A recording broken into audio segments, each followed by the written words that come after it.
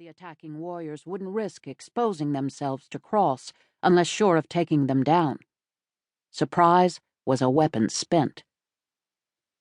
A brindled cow broke from the jostling herd.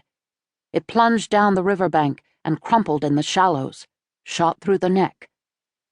The front of the herd, not blocked by the downed cow, pressed up against the hillside and then shifted in Jesse's direction, threatening to stampede off down the trace. More broke for the river. Busy reloading, Jesse could do little but pray his horse stood its ground. A musket ball ripped through the rhodie leaves near his head. Back down the trace, Cade's rifle fired. A warrior across the river fell through brush, lay thrashing, and was dragged back into cover.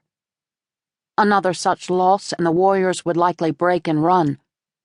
If they could hold them off a few more seconds. New voices shattered a lull in the firing. Tremolo cries like the warble of crazed turkey cocks sounded up the slope behind them. Fear jarred through Jesse. Faster than thought, he yanked free his belt axe and whirled to throw it, and almost too late recognized the two Cherokee warriors. He shouted to the drovers to stop them firing on the blue-shirted figures leaping down the rocky slope, dodging frightened cattle. The Cherokees took cover on the bank, both with rifles, and commenced to putting them to use. Jesse blazed a grin of welcome at the younger of the two, now at his side, rammed patch and ball to powder, and fired across the river. A final arrow sailed over the cattle's backs. Then stillness fell, with smoke and dust drifting high on the river breeze. The drovers moved among the beeves, soothing them with staves and words, settling their own nerves with rapid glances toward the river. The warriors had melted back into the forest, taking their wounded with them. It had been a hunting party, taking their chances on an unplanned raid. If it had been a tracking party out for scalps, there were far better spots to stage an ambush along their steep and winding route from Sycamore Shoals. A second attempt was unlikely. Jesse knew the thinking of such men as well as he did his own. After sliding his rifle into its saddle sling, he mounted and wheeled his horse after the few cows that had bolted up the trace. By the time Jesse had them headed back, Cade had sorted the herd and ridden up through their ranks, leading the pack horses. His gaze raked Jesse head to heel, relief deepening the creases beside his eyes. He took in the cow with the arrow in its flank, then the dead one reddening the river shallows, and yanked down his kerchief to show a mouth narrowed in regret. "That dead one looks like Tate's." "Afraid so," Jesse said.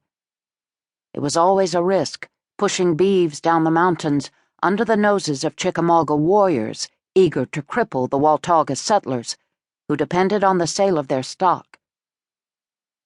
Jesse and Cade had hired on for this drove each September since the war with the British ended, tracing the Watauga River east to its mountain headwaters, then down to the Catawba River and the Carolina Piedmont.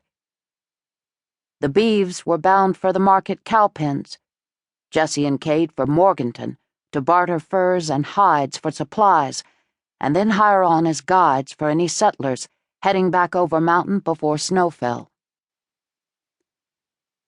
"We'd have lost more'n cows had these wild turkeys not flushed from hiding." Jesse nodded at the late arrivals to the fray, both overhill Cherokees. While the drovers cast half-wary looks at the two, Cade and Jesse slid off their horses to greet them. "Friends of yours, Cade?" asked the white drover, owner of 10 head of cattle and the 2 slaves helping drive them. "Yours too, I'd say." Cade looped his mare's reins around a sapling and grasped the arm of the elder Indian, a stocky man with gray threading the hair flowing from under his turban. "Whatever brings you across our path, brothers, you've our thanks." Despite Cade's half-breed Delaware blood,